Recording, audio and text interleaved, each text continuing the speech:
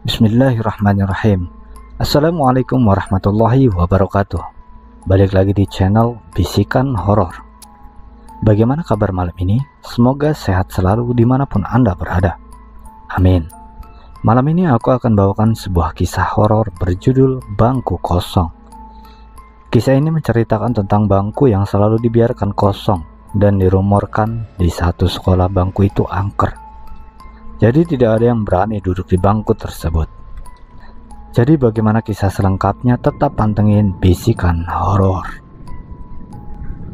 Oke, sebelum mulai jangan lupa subscribe dan nyalakan lonceng notifikasinya biar nggak ketinggalan cerita-cerita seram dari channel ini. Daripada penasaran, tidak berlama-lama lagi, kita langsung saja ke ceritanya.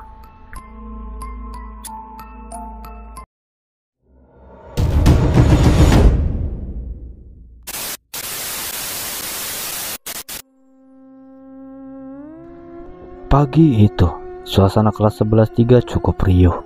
Meja-meja sudah penuh dengan coretan nama, gambar hati sampai catatan kecil yang entah siapa yang bikin. Udara masih berbau cat tembok baru, tapi sudah bercampur dengan aroma kapur tulis dan kertas buku. Bangku di situ kok kosong terus ya? Tanya Rani, cewek cerewet yang duduk di barisan kedua. Dia menunjuk ke kursi di pojok belakang, dekat jendela.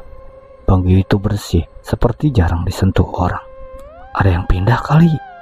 Jawab Adit, cowok santai yang sibuk menggambar di bukunya. Bukan pindah. Timpal Naya, cewek berkacamata yang terkenal suka baca buku novel horor. Dia menurunkan suaranya seolah mau cerita rahasia. Bangku itu emang sudah kosong udah lama. Dan gak ada yang berani duduk di situ. Aku Raka, yang dari tadi cuma diam, langsung menoleh. Maksudnya apa, Nay? Naya senyum tipis, matanya berkilat-kilat kayak lagi bahagia karena bisa bikin orang penasaran.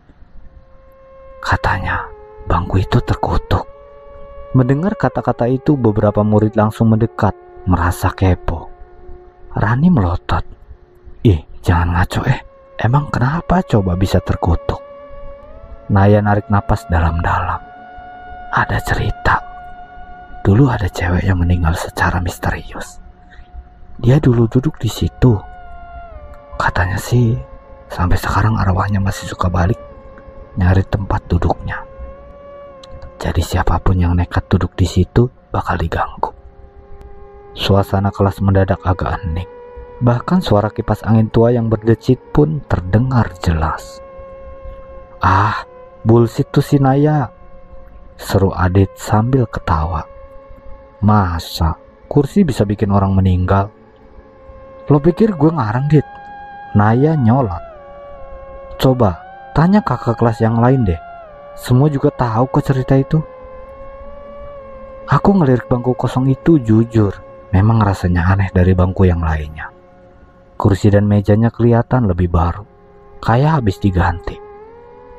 Tapi di permukaan mejanya ada goresan samar. Bentuknya mirip huruf atau angka, tapi nggak jelas. Kalau memang bangku ini angker, kenapa nggak disingkirin aja sih? Kalau itu sih, gua nggak tahu ya, jawab Naya. Guru juga nggak pernah nyuruh kita duduk di situ kok, saut Rani cepat. Padahal kelas kita padat banget kan. Anehnya kursi itu selalu dibiarkan kosong. Suara bel masuk akhirnya berbunyi. Semua buru-buru balik ke tempat duduk masing-masing. Guru matematika masuk dengan wajah datar, kayak biasa.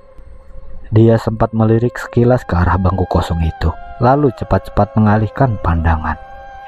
Aku perhatiin itu bukan tatapan biasa. Ada rasa gak nyaman, kayak ada sesuatu di balik bangku itu. Jam istirahat tiba, gosip soal bangku kosong makin melebar.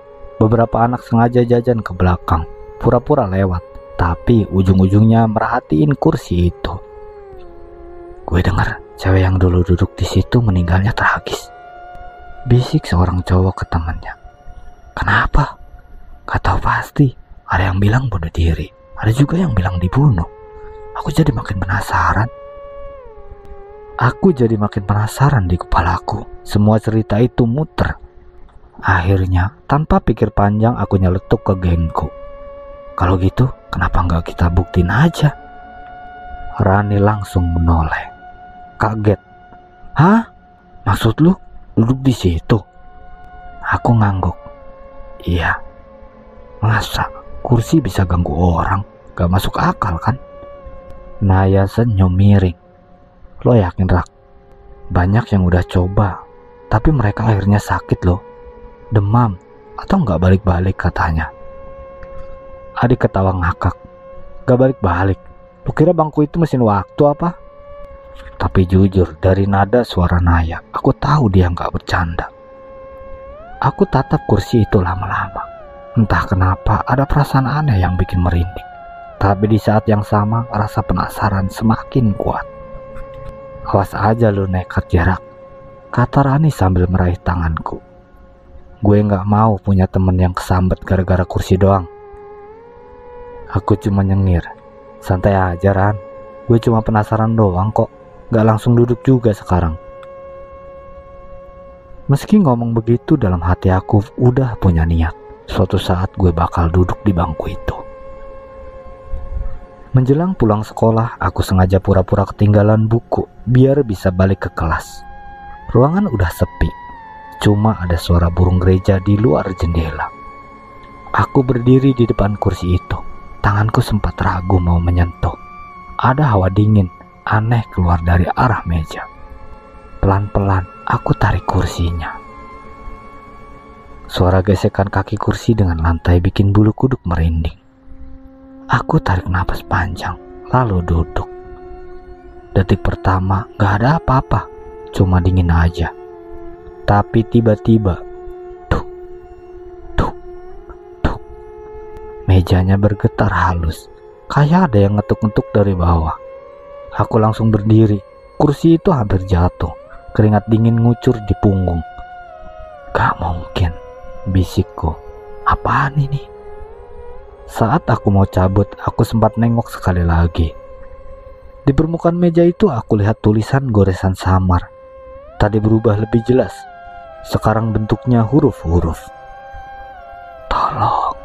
Aku langsung lari keluar kelas tanpa menengok ke belakang. Sejak hari itu pikiran gue terus keganggu sama tulisan di meja bangku kosong itu. Tolong. Jelas banget kayak baru digores pakai paku. Padahal waktu pertama gue lihat cuma samar-samar, bahkan gak kebaca. Gue bener-bener gak bisa tidur semalaman. Tiap merem, bayangan tulisan itu muncul lagi. Besok paginya gue masuk kelas kayak biasanya. Semua udah rame. Rani lagi ribut nyeritain gosip artis ke Naya. Sementara Adit sibuk main game di HP. Rak, muka lu pucat amat, komentar Rani sambil melotot. Lo sakit? Enggak, cuma kurang tidur aja. Naya langsung nyikut lengan gue. Lo habis ngapain semalam?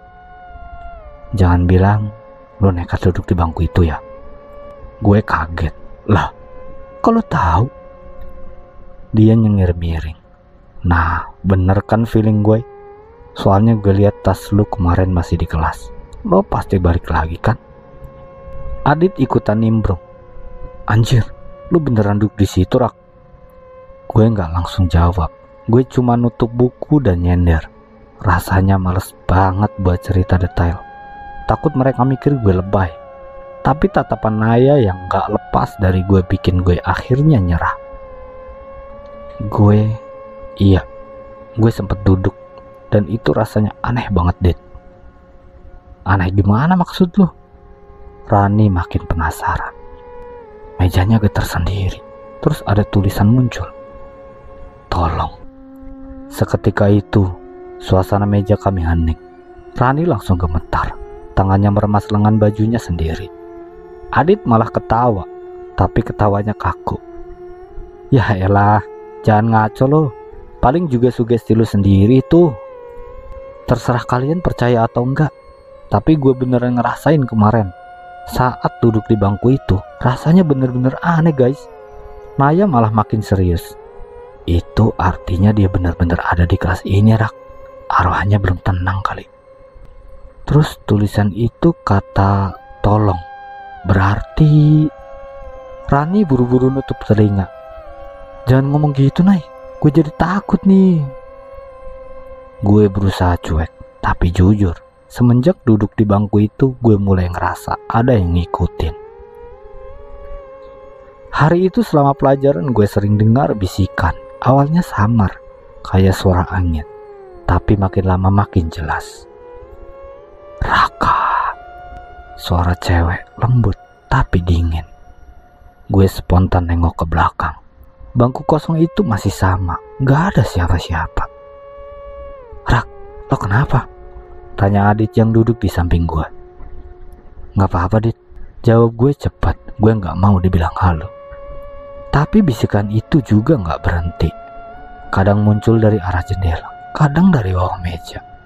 Raka, tolong.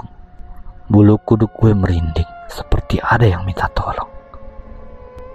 Waktu jam istirahat, gue sengaja keluar kelas buat cari udara segar. Bahkan di koridor pun, gue masih ngerasa ada yang ngikutin.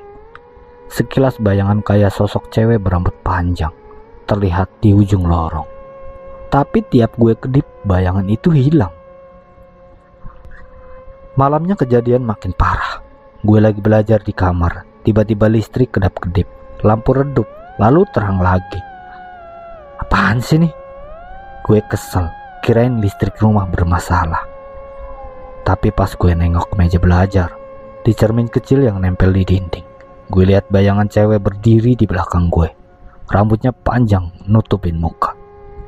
Gue langsung loncat dari kursi, jantung serasa mau copot. Pas nengok ke belakang, gak ada siapa-siapa. Anjir, gue ngos-ngosan. HP gue tiba-tiba bunyi notifikasi, ada chat masuk. Padahal udah malam, dari nomor gak dikenal. Pesannya cuma satu kalimat, tolong aku. Tangan gue langsung dingin. Gue buka chat itu lagi, tapi pesannya hilang. Hilang gitu aja. Nomornya pun gak bisa diklik. Besoknya di sekolah gue ceritain semua ke Naya. Kan gue udah bilang, itu arwahnya. Naya ngomong serius banget. Adit masih gak percaya.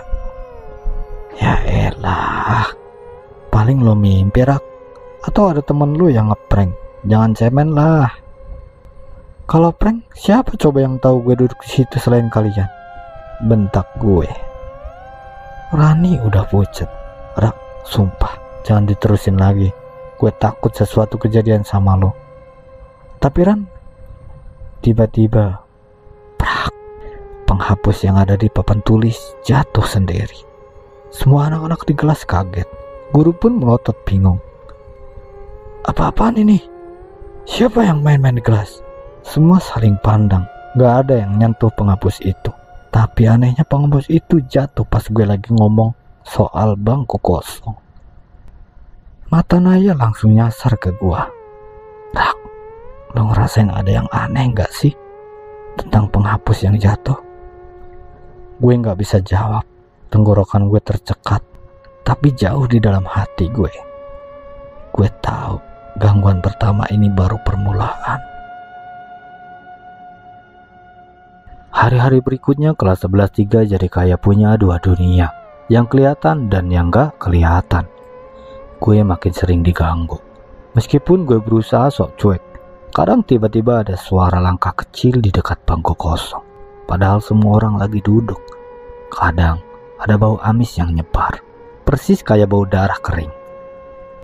Rak, akhir-akhir ini muka lu pucat amat. Emang masih diganggu terus ya? Iya, Nay, sekarang gangguannya makin parah. Jawab gue lesu. Lo gak bisa gini terus, Rak, kata Naya suatu sore pas kita nongkrong di kantin. Dia duduk nyender, wajahnya serius. Gangguan itu makin parah karena lu nekat duduk di kursinya. Terus gue harus apa, Nay? Masa gue minta maaf sama kursi? Adit ketawa ngakak. Iya, Rak, lo bilang aja, maaf ya bangku, gue salah. Rani nyubit dengan Adit keras-keras. Lu bercanda mulu sih, Dit. Ini serius tahu. Gue diam. Dalam hati gue tahu Rani benar. Malam-malam gue sering dengar suara ketukan di jendela kamar. Padahal posisi kamar gue ada di lantai 2. Gak mungkin ada orang. Besoknya pas jam kosong, Naya ngajak kita bertiga buat nyelidikin.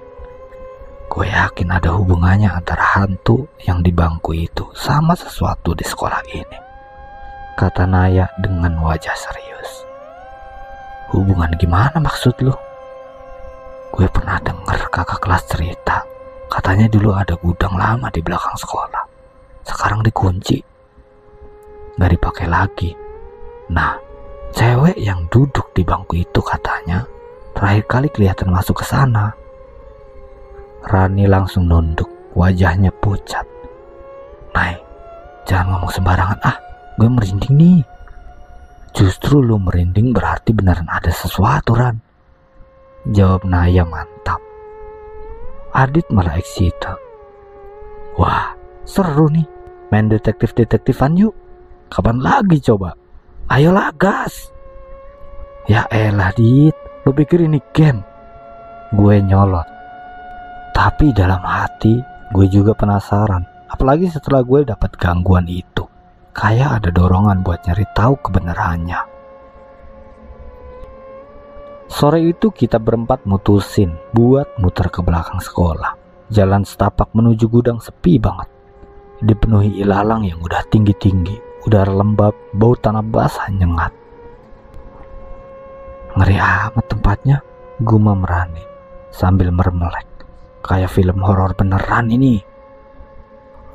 Gudangnya kelihatan dari jauh. Bangunannya kecil, temboknya udah kusam ditutup lumut. Jendela kayu udah lapuk dan pintu depannya dikunci pakai gembok gede berkarat. Kita beneran mau masuk ke sana nih, guys. Suara Rani gemetar. Ya iyalah, jawab Adit sok berani. Adit mencoba goyang-goyang pintu itu. Suaranya nyaring, tapi tetap nggak kebuka. Gemboknya gede banget, Dit. Udah tua pula, tapi kuat banget, kata gue. Naya jongkok, merhatiin celah bawah pintu. Ada hawa dingin dari dalam. Gue ikut jongkok, dan benar, dari celah kecil itu keluar udara dingin aneh. Bukan dingin biasa, tapi dingin yang bikin tulang berasa ngilu. Gue nggak suka ini, Nay. Balik yuk. Rani hampir menangis. Tiba-tiba, duk, duk, duk, terdengar suara ketukan dari dalam gudang. Kita semua otomatis mundur. Lo semua dengar itu? Naya nganggut, matanya melebar, kayak ada sesuatu di dalam. Ketukan itu berhenti, lalu dari balik celah pintu muncul sesuatu. Kayak jari tangan pucat dengan kuku panjang kotor. Rani langsung teriak, lari mundur. Kita bertiga kaget setengah mati. Adit sampai jatuh ke tanah saking paniknya. Pas kita lihat lagi, jari itu udah gak ada. Kita buru-buru balik ke kelas tanpa ngomong banyak. Tapi jelas, kejadian itu bikin kita yakin ada rahasia besar di gudang itu. Malamnya Naya langsung ngechat gue. Rak, lu sadar gak? Arwah cewek itu pengen kita temuin. Pengen ketemuin gimana maksud lu? Dia nunjukin diri terus. Tulisannya di meja, bisikan, jari di gudang. Dia minta diperhatiin. Kayak ada yang mau dia kasih tahu kali. Gue gak bisa tidur lagi. Kata-kata Naya muter di kepala. Ada yang mau dia kasih tahu. Apa itu? Besok paginya di sekolah, kita berempat masih shock. Rani bahkan gak berani ngelewatin lorong belakang sendirian. Pas lagi ngobrol di kantin, tiba-tiba guru piket lewat. Pak Santo, guru tua yang udah lama kerja di sekolah itu. Kalian jangan suka main ke belakang ya. Itu daerah gudang udah ditutup. Berbahaya, banyak ular. Kita saling pandang. Ular. Rasanya alasan itu terlalu klise. Pak, kenapa sih gudang itu dikunci terus? Tanya Naya memberanikan diri. Pak Santo menatap kami lama, kayak mikir sesuatu. Lalu dia jawab singkat. Oh, itu gudang sudah lama dikunci, Dek. Terus dia jalan pergi. Pak Santo kayaknya tahu sesuatu, bisik Naya. Iya, kelihatan banget dia nutupin. Adit nyeletuk.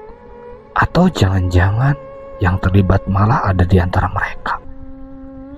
Kita semua otomatis diam. Bayangan seram mulai terbentuk di kepala masing-masing. Sore harinya sebelum pulang, gue sempat balik lagi ke kelas sendirian. Gue berdiri di depan bangku kosong itu. Apa hubungannya lu sama gudang itu, ha? Gue ngomong pelan, kayak ngomong sama udara. Tiba-tiba, kertas ujian yang ada di meja gue terampas jatuh ke lantai. Meski nggak ada angin, gue merunduk ngambil kertas itu. Dan pas gue lihat, ada tulisan tambahan di pojok kertas. Padahal gue yakin sebelumnya nggak ada. Tulisan itu goresan kasar, hurufnya miring. Gudang. Gue langsung jatuh terduduk. Jadi benar, arwah itu nyambungin semuanya ke gudang itu. Sejak tulisan gudang muncul di kertas ulangan gue, semuanya makin kacau. Gangguan yang tadinya cuma bisikan atau bayangan, sekarang jadi lebih nyata. Dan bukan cuma gue doang yang ngalamin. Senin pagi, kelas baru saja dimulai. Guru bahasa masuk, tapi semua anak malah ribut karena papan tulis penuh coretan merah. Tulisan besar, kayak tulisan pakai cat darah kering. Tolong aku. Siapa yang iseng nulis beginian di papan tulis? Guru langsung marah, mukanya pucat. Semua anak diam. Gue, Naya, Adit, sama Rani saling tatap. Kita tahu itu bukan ulah manusia. Astagfirullah, gumam Rani hampir nangis. Rak, ini pasti dia kan? Gue gak bisa jawab, tapi gue ngerasa tulisannya emang ditunjukkan ke kita. Guru buru-buru ngapus pakai penghapus papan, tapi anehnya tulisannya nggak hilang, malah makin jelas, seolah nempel di papan. Semua anak jadi teriak-teriak ketakutan. Akhirnya guru keluar manggil TU. Pas balik lagi papan tulis udah bersih, kosong, seolah nggak pernah ada apa-apa. Rak, ini makin parah. Gue sumpah takut banget, kata Rani pas jam istirahat. Lo pikir gue nggak takut? Tapi kita udah ke bawah sampai sini, Ran. Nggak mungkin kita diem aja. Naya yang duduk di samping gue menunduk serius. Arwah itu pengen kita bongkar kebenarannya kayaknya. Sepertinya dia minta pertolongan sama kita. Gue yakin rahasianya ada di gudang itu, Rak. Adit ikut manggut-manggut. Iya, gue juga mikir gitu. Tapi caranya gimana? Gemboknya aja nggak kebuka. Kalau perlu, kita bobol aja, jawab gue nekat. Rani melotot. Gila loh, kalau ketahuan bisa kena skors kita. Lebih baik disangsi sekolah daripada kita terus diganggu, saut Naya pelan tapi tegas. Rani langsung terdiam. Gue tahu dia takut, tapi gak punya pilihan. Gangguan berikutnya muncul di toilet sekolah. Gue lagi cuci muka karena pusing. Tiba-tiba lampu toilet berkedip-kedip. Air keran berhenti mengalir, tapi suara tetesan masih kedengaran. Gue nengok ke wastafel sebelah. Ada darah netes pelan dari keran yang mati. Anjir, gue kaget dan mundur. Di cermin bayangan cewek berambut panjang berdiri persis di belakang gue. Bajunya putih kotor, perutnya agak buncit, matanya kosong. Gue kabur keluar toilet, napas ngos-ngosan, jantung serasa copot. Pas gue ceritain ke yang lain, Naya malah makin yakin. Itu dia, Katanya serius. Cewek itu bukan cuma korban biasa, dia hamil kayaknya. Adit malah bengong. Hamil? Dari mana lu tahu? Gue lihat perutnya, kayak ada tonjolan. Gue gak mungkin salah lihat. Suasana meja makan kita langsung hening. Rani tutup mulut dengan tangan, matanya berkaca-kaca. Ya Tuhan, jangan-jangan dia dibunuh gara-gara itu. Naya mengangguk pelan. Semua petunjuk mengarah ke sana. Dan kalau benar, berarti ada yang disembunyikan di sekolah ini. Sore harinya kita sepakat buat coba ngobrol lagi sama Pak Santo, guru tua yang sempat ngelarang kita deket-deket gudang. Kita tungguin dia pulang. Permisi Pak, maaf ganggu sebentar. Dia menoleh kaget. Ada apa nak Raka? Pak, kenapa gudang itu ditutup? Sebenarnya ada apa di sana? Pak Santo terdiam lama. Matanya gelisah. Kalian kenapa sih penasaran banget dengan gudang itu? Pak, gak ada apa-apa Pak. Kita cuma penasaran aja, jawab gue. Tapi kayak ada yang aneh dengan gudang itu Pak Santo. Naya ngotot. Pak Santo langsung pucat, tangannya gemetar. Kalian jangan ngomong sembarangan ya. Pak, tolonglah. Naya menatapnya penuh harap. Kalau Bapak tahu sesuatu, ceritain ke kami. Ada apa sebenarnya dengan gudang itu?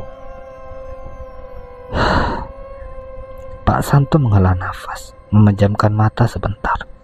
Lalu dia berbisik lirih. Hampir gak kedengeran. Dulu ada murid pintar.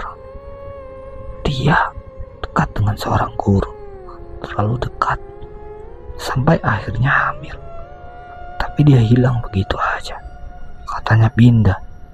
Padahal dia berhenti, wajahnya ketakutan. Padahal apa Pak? Desak gue. Pak Santo mundur, lalu buru-buru pergi tanpa menjawab. Malamnya Naya langsung nelpon gue. Rak, gue yakin jawabannya ada di gudang itu. Pasti ada yang gak beres dengan gudang itu. Kita harus buka gemboknya paksa. Besok malam.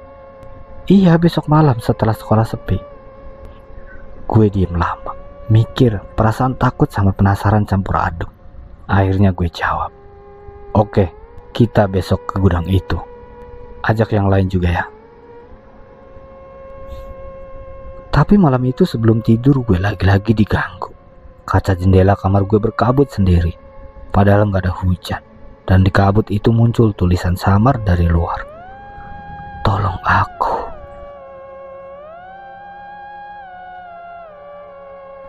Malam itu sekolah sudah sepi.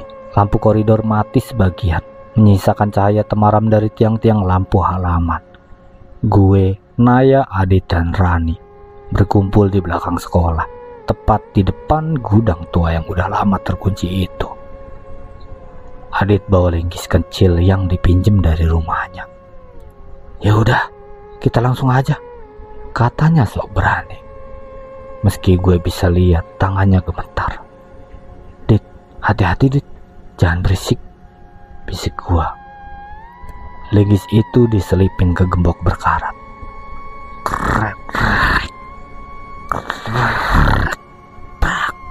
Suaranya nyaring banget, bikin detak jantung kita makin kencang. Rani nutup telinga. Cepetan Dit, nanti ada guru ronda. Akhirnya gembok itu patah. Pintu gudang kebuka pelan, ngeluarin suara nyeret yang bikin bulu kuduk berdiri. Dari dalam hawa dingin langsung keluar. Kita masuk pelan-pelan. Senter HP jadi satu-satunya penerangan. Di dalam bau apak bercampur bau tanah lembab langsung nyerang. Rak-rak tua berdebu berjejer, penuh peralatan sekolah yang udah gak dipakai. Tapi di salah satu sudut lantai ada gundukan tanah yang aneh, lebih tinggi dari lantai sekitarnya, ditutupi papan kayu lapuk. Rak, itu apa? Suara Naya bergetar. Gue maju, ngeraba papan kayu itu. Dingin, basah, dan ada noda coklat tua, mirip darah kering. Ini kayak kuburan, Ay, bisik gue. Rani langsung mundur. Ya Tuhan, jangan bilang. Tiba-tiba udara di dalam gudang makin dingin. Senter HP kedip-kedip. Dan belakang kita terdengar suara langkah. Tap, tap, tap. Kita semua refleks noleh. Di pojok gudang berdiri sosok cewek berambut panjang, baju putih kotor, wajah pucat, mata kosong, perutnya buncit kayak orang hamil. Rani langsung teriak. Sosok itu melangkah pelan, lalu menunjuk ke arah gundukan tanah. Suaranya lirih, serak, tapi jelas banget. Tolong aku. Gue gemetar. Siapa kamu? Kenapa kamu di sini? Sosok itu nggak jawab, tapi air mata darah jatuh dari air matanya. Tangannya menunjuk lebih keras ke gundukan itu. Naya maju selangkah. Kita ngerti lo mau kebenarannya dibongkar kan? Cewek itu menunduk pelan. Angin dingin berhembus makin kencang. Tiba-tiba pintu gudang kebuka keras. Brak! Semua kaget dan di pintu berdiri Pak Arman, guru bahasa yang selama ini kelihatan paling kalem di sekolah. Wajahnya pucat, matanya melotot. Kalian ngapain di sini? Kita semua mundur panik, tapi sosok cewek itu hilang di hadapan kami. Dia justru berdiri di samping Pak Arman, menatapnya tajam. Pak, ini semua bener kan? Tanya Naya berani. Cewek ini, murid dulu, murid yang hamil gara-gara bapak. Wajah Pak Arman makin pucat, tangannya gemetar. Kalian gak ngerti apa-apa. Ngaku aja Pak, bentak gue. Dia dibunuh kan, dikubur di sini. Pak Arman tiba-tiba jatuh berlutut, mukanya basah keringat. Aku gak sengaja. Dia ngancem bakal laporin aku ke kepala sekolah. Aku panik, aku dorong dia. Kepalanya kebentur. Aku takut. Aku kubur dia di sini. Rani langsung nangis kenceng. Ya Tuhan, teganya Pak Arman ini. Apa sih yang dipikiran bapak nyampe segitunya? Sosok cewek itu makin dekat ke Pak Arman. Suaranya terdengar jelas menggema di ruangan. Kau bohong, kau sengaja. Pak Arman langsung menjerit histeris. Tidak. Dia mundur, tapi sosok itu terus ngikutin. Rambut panjangnya menjuntai, matanya merah penuh amarah. Pak Arman jatuh tersungkur, tangannya nutup telinga, matanya kosong. Ampun, jangan ganggu aku, jangan. Tapi sosok cewek itu makin dekat. Tangan pucatnya nyentuh bahu Pak Arman. Semua lampu senter mati, gelap gulita. Yang kedengaran cuma jeritan panjang Pak Arman. Ketika lampu nyala lagi, sosok cewek itu udah gak ada. Pak Arman pingsan di lantai, wajahnya pucat pasi. Kita semua gemetar, gue nyaris gak bisa nafas.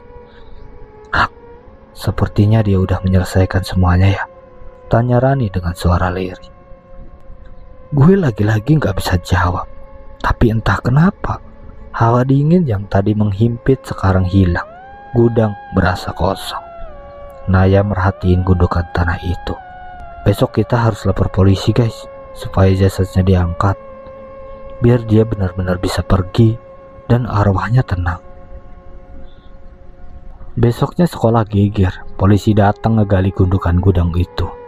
Dan bener, mereka nemuin kerangka cewek muda dengan pakaian seragam sekolah. Pak Arman ditangkap. Dia nggak berhenti nangis, teriak-teriak minta ampun. Tapi semua udah terlambat. Sementara itu, kelas 11-3 kembali normal. Bangku kosong itu masih ada.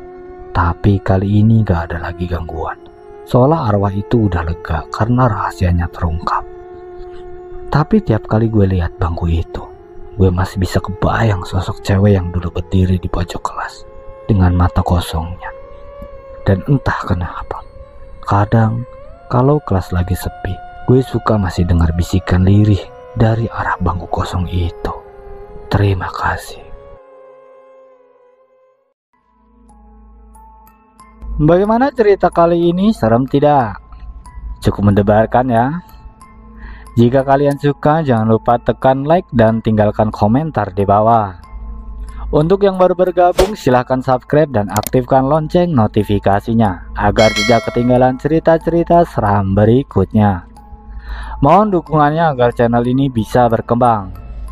Jika ada salah-salah kata, mohon dimaafkan. Saya undur diri, sampai jumpa di cerita berikutnya. Wabillahi taufiq wal hidayah. Assalamualaikum warahmatullahi wabarakatuh. Salam bisikan horor. Bye bye.